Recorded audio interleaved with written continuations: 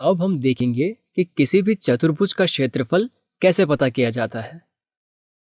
चलिए एक प्रश्न करके देखते हैं। हमें चतुर्भुज का क्षेत्रफल ज्ञात करना है जिसके शीर्ष इस क्रम में लिए गए हैं। a -4, -2, b -3, -5, c 3, -2 और d 2, 3। चलिए अब हम इसका हल देखते हैं।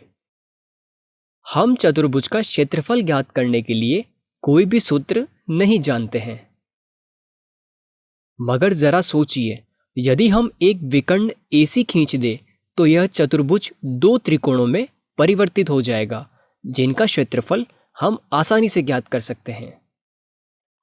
इसीलिए अब हम कह सकते हैं चतुर्भुज ABCD का क्षेत्रफल बराबर त्रिकोण ABC का क्षेत्रफल प्लस त्रिकोण ACD का क्षेत्रफल। अब हम त्रिकोण ABC का क्षेत्रफल ज्ञात करते हैं जो कि होगा 1/2 x1 y2 - y3 plus x2 y3 - y2 plus x3 y2 - y1। और हल करने पर हमें प्राप्त होगा 21/2 वर्ग मात्रक।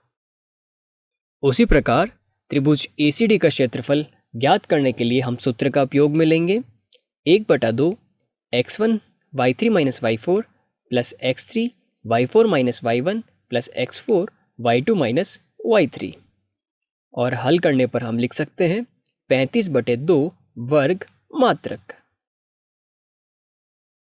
इसीलिए चतुर्भुज ABCD का क्षेत्रफल होगा 21/2 प्लस 35/2।